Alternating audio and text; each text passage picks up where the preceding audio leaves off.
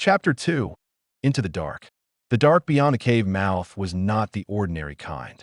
Corran had spent half his life in places without much light. Winter dens, moon-dark hunting blinds, the underside of the pine cover on a cloud-choked night, and he had never once met a dark that swallowed sound the way this one did. Their footsteps didn't echo. His own breathing sounded as if it belonged to someone standing much farther away than his own chest. "Don't let go," he said, mostly to hear a human voice in it. Aurora's hand tightened around his, and he took it as agreement. He got them a few careful yards in, one hand out ahead of him, feeling for stone, before his good sense caught up with his instincts and told him that walking blind into a hole in a mountain with something possibly still hunting them was a genuinely terrible idea, however it compared to the alternative. He crouched, keeping her hand in his, the whole way down, and fished in his belt pouch for the flint and the scrap of oilcloth he carried on every hunt for exactly this kind of situation, though he'd never once imagined the situation would be this. "Bow's no good to me down here," he said, working the sword free of its sheath one-handed. "Which is a shame, because I'm a fair sight better with the bow." Nothing from her. He hadn't expected anything. He tore a strip from the hem of his shirt, wound it around the blade near the tip, and struck flint until it caught. A small, ugly, sputtering flame, but a flame, and by its light he got his first real look at where they'd landed. It didn't look like a cave. That was the thought that arrived first and refused to leave.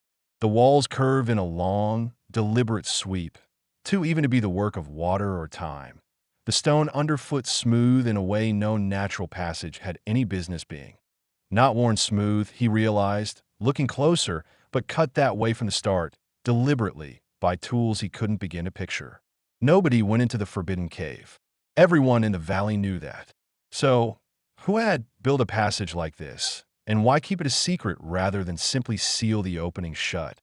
"Nobody's ever come down here," he said, half to himself. Apparently, that's not because nobody could. Beside him, Aurora made a sound. Not words, just breath, shaking loose from somewhere. She'd been holding it since the horde came over the ridge. And when he finally looked at her properly, the first real look since he'd hauled her off the ground, he found her staring past him into the dark ahead, rather than back the way they'd come. "You with me?" he asked. It took her a moment. When she spoke, her voice came out smaller than he'd expected and steadier. "I could hear it before you grabbed me." "I could hear," she stopped. Started again. Everyone screaming. "I couldn't make myself get up. You got up. You made me get up." Same thing, far as anyone's ever going to know. He held the burning sword a little higher and nodded at the passage ahead, because there was nowhere else worth nodding at. "Can you walk?" She could. She did, falling in beside him rather than behind, which he noted without deciding what to make of it yet. They went slow at first, his free hand tracing the wall, the flame throwing long, stuttering shadows across stone that kept doing the same unnerving thing every time the light caught it right.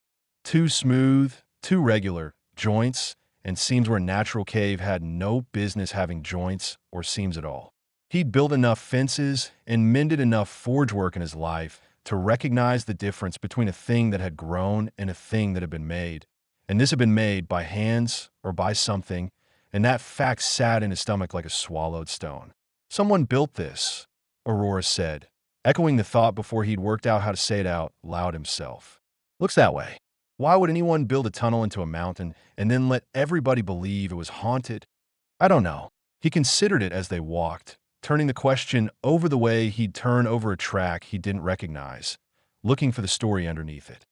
Maybe because it worked. Keeps people out better than a locked door would. Keeps people out of what, though?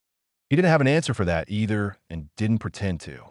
The flame on his sword was burning low, the cloth nearly spent, and he was doing the math on how much farther they could go before they were doing this blind again, when he heard it. Behind them, faint, unmistakable. Small scrapes and scuffles, low against stone, that never quite closed the distance and never quite fell away either, like something too frightened to catch up and too curious to turn back. Aurora heard it too. He felt her hand go rigid in his. "Keep walking," he said, low and even, the same voice he used on green hunters the first time something in the brush turned out to be bigger than a rabbit. Though whatever this was stayed small and low to the ground the whole time, nothing that sounded like it wanted to close in. "Don't run." Don't look back. Whatever that is, it's behind us, and behind us is the direction we're not going." She didn't argue. They went faster all the same, the dying light of his makeshift torch throwing their shadows long and wrong against the tunnel walls. And for a stretch of time he couldn't have measured in minutes or in years, there was nothing in the whole world but the scrape of stone under their boots and that same small, hesitant scuffling. Always the same distance behind them, never closer, never gone. The torch guttered out somewhere in that stretch. He didn't stop to relight it. There didn't seem to be a point. The dark ahead of them had, very faintly, stopped being entirely dark. It started as a suggestion more than a light, a change in the darkness that he might have written off as his eyes playing tricks after so long straining against nothing. Then it was unmistakable, a pale, steady glow, still some distance off, throwing the barest edge of definition back onto the tunnel wall for the first time since they'd left the cave mouth behind. "Do you see that?" Aurora's voice had lost the smallness from before. Whatever this was, it had swallowed her attention whole in a way the horde, the panic, and the dark hadn't. "I see it. That's not right. There's nothing down here that should be making light." "No," Corran agreed, and found, somewhat to his own surprise, that beneath the caution and the aching back and the sound still following patiently behind them, some small and reckless part of him was almost curious to find out what was. There shouldn't be anything down here at all. They kept walking toward it, because the only other direction was backward, and backward had teeth.